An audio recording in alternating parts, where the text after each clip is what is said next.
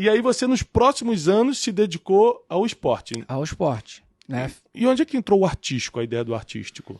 Então, fiquei Porque você fez novela, fez um monte de coisa. Sim, fiquei na natação um bom tempo, assim, né? Uhum. E aí tive as minhas dificuldades, me machuquei, fiquei 2 anos sem nadar, todo mundo acha... Aí é o ponto. Quando eu me machuco, logo, eu sou patrocinado pela Xuxa, fico um tempo patrocinado, isso com 10 anos, com 13 anos mais ou menos eu me machuco, tenho uma lesão no ombro, fico 2 anos sem nadar, ou seja, todo mundo passa à minha frente, eu era um dos melhores da minha categoria naquela época, todo mundo passa à minha frente, todo mundo diz pra mim, ó, você não tem mais como voltar a nadar e nunca mais vai voltar a nadar no nível que você nadava.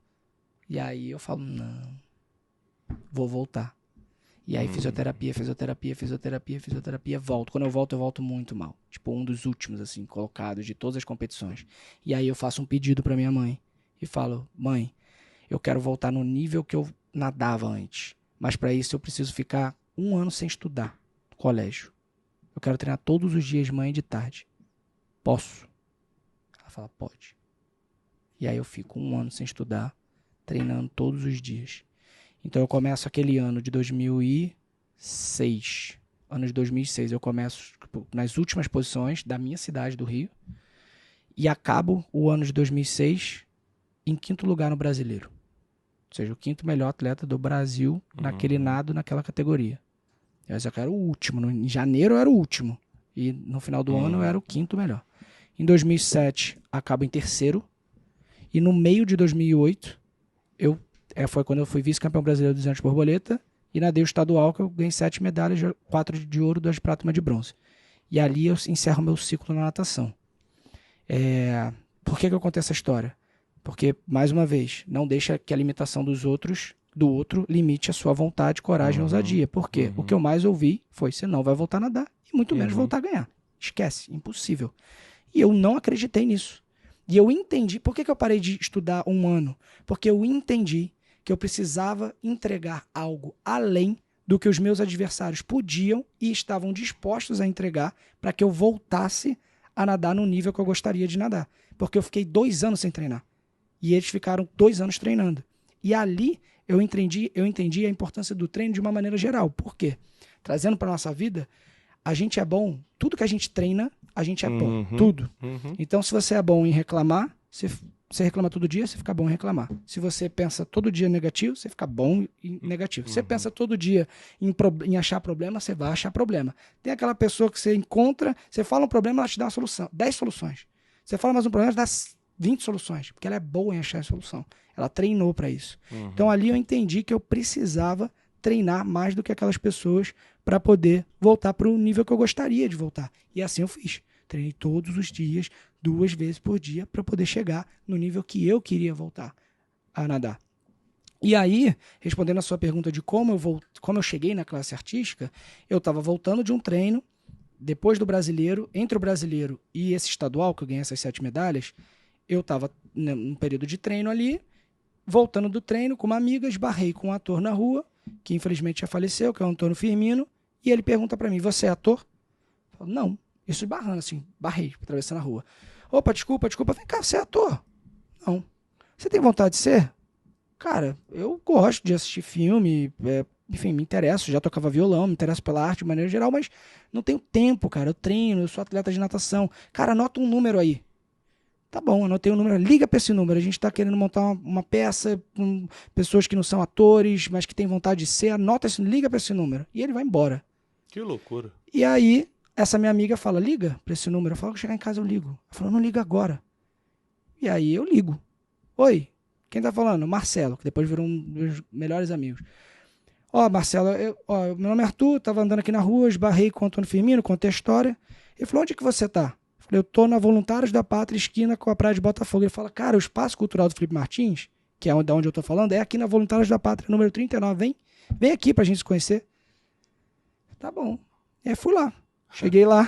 Que loucura. Que loucura. Cheguei lá, contei a história de novo pra ele, me apresentou o espaço. Ele falou, cara, você não quer vir fazer uma aula experimental? Falei, Marcelo, não consigo, porque eu treino, cara. Eu tenho a competição agora esse final de semana. Ele falou, por que você não vem depois da competição? Eu falei, eu vou ter uns dias, então depois da competição vem. Passa a competição, ganha essas 7 medalhas, segunda-feira tô eu lá pra fazer aula experimental. Faço a aula experimental e falo, cara, é isso. que eu quero fazer da minha vida.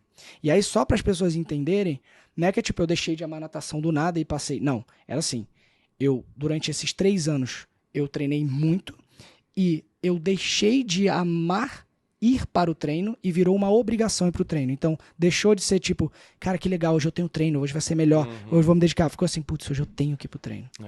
E eu não acredito nesse tipo de coisa. Eu acho que tem muitas coisas na vida que a gente faz porque a gente tem que fazer, mas eu não acho que algo que a gente vai fazer ali durante grande parte da nossa vida pode ser eu tenho que fazer. Tem que ser algo que a gente ama fazer. Então, por esse motivo, eu escolhi largar a natação diante daquela oportunidade e passei a estudar teatro. Basicamente foi isso. Como que você tomou essa decisão? Porque você vinha de... Uma ascensão, né? Sim, estava subindo, estava treinando, tinha largado a escola para treinar, e aí, tipo, não quero mais natação, agora quero isso. Então, esse aí foi um grande problema na minha vida, porque aí eu parei de estudar 1 ano, depois voltei, terminei a escola, enfim, tudo certo.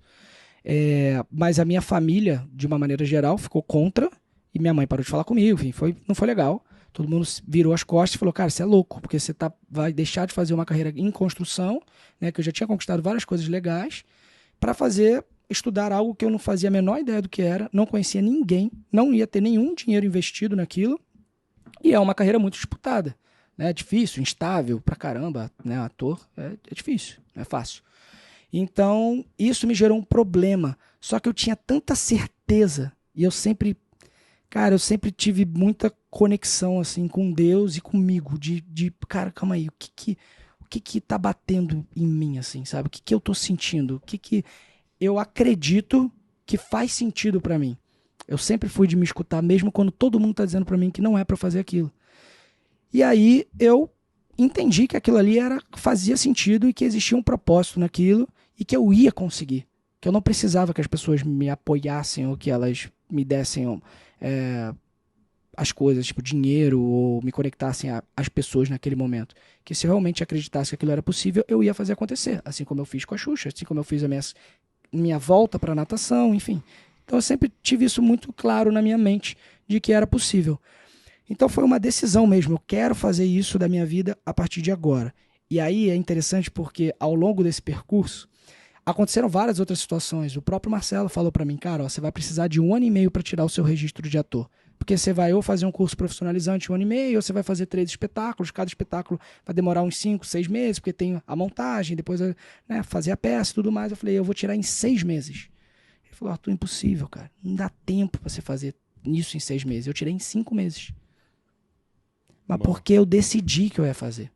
Então eu coloquei toda a minha energia naquilo para eu fazer em 5 meses. Você foi intencional. Eu fui intencional em fazer isso. Então, ao longo da minha trajetória, isso aconteceu muito, das pessoas falarem, você não vai conseguir, isso não é possível, cara, ninguém fez, não tem como, esquece, vai por outro caminho. E eu acreditei muito no caminho que estava batendo no meu coração. Porque eu sempre entendi que a vida, cara, ela é feita de oportunidade de uma maneira geral. A gente espera muito a grande oportunidade da nossa vida, né? A gente sempre fica olhando pro lado, esperando ver o elefante. E as formiguinhas estão todas passando aqui do nosso lado e a gente não tá vendo. E eu sempre fui de me apegar a qualquer oportunidade, porque eu sempre entendi que cada oportunidade, não interessa o tamanho dela, ela vai fazer parte da construção do meu caminho, né? Da onde eu quero chegar. E aí, eu até fiz uma analogia ali fora, antes de entrar aqui, que é o seguinte, para quem não conhece, lá em Búzios, que é a região dos lagos, no Rio de Janeiro, tem uma rua chamada Rua das Pedras. Nessa rua, é uma rua só de pedras. Férias, né? Já passou muitas férias lá? Lá é uma rua só de pedras, né? Pedra grande, pedra pequena, pedra torta, pedra alta, pedra baixa e tal. Existe a pedra mais importante ali? Não. Aí você fala assim, pô, tem uma pedra lá muito grande e tem uma que é muito pequenininha. Se a gente tirar aquela pequenininha, vai ficar um buraco. Então ela tem a importância na construção daquela rua. E eu sempre entendi a minha vida assim. Então todas as oportunidades que surgiam na minha vida, eu agarrava elas. Porque eu entendia que aquilo ali fazia parte da construção e que aquilo ia ter uma importância. Então as pessoas, por exemplo, no Big Brother, perguntam assim, qual é o momento mais importante do Big Brother para você? Cara, o momento mais importante foi a minha primeira prova, no primeiro dia que eu entrei na casa, que eu ganhei a prova de imunidade. Por quê? Porque se eu não tivesse ganho a prova de imunidade, domingo eu estava no paredão e terça-feira eu ia sair. Porque eu entrei cancelado no programa. Em 4 dias, você não consegue mostrar quem você é e nem convencer o público que você não é aquilo que ele acha que você é. Então, o momento mais importante do programa para mim foi a minha primeira prova que eu ganhei no primeiro dia que eu entrei na casa. Porque o programa começa na segunda e eu, como eu peguei Covid no confinamento, eu só entrei na quinta-feira no programa. Então, eu entrei 3 dias depois de todo mundo. Quinta-feira foi a primeira prova, eu entro no programa à tarde, à noite eu faço a prova ao vivo, ganho a prova de imunidade, que faz com que ninguém pode me botar no paredão. Então, eu ganho 1 semana na casa. Esse foi o momento mais importante do programa para mim.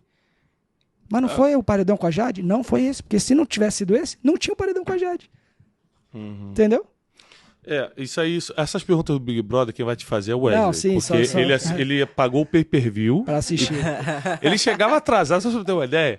Ele chegava atrasado aqui, porque ele ficava virado à noite no pay-per-view assistindo de madrugada. Era doideira, não era, Teixeira? E eu perco alguma coisa. Então assim, só pra você ter uma ideia de que era o Wesley. A gente tem vídeos dele dormindo no horário de trabalho, não é? Porque Eu quero saber se ele votou em mim. Você votou nele? Contra, não. Não, vou a favor, pô. Claro. A favor. Claro. É muito mentiroso. Gente, Jesus perdoa, tá bom?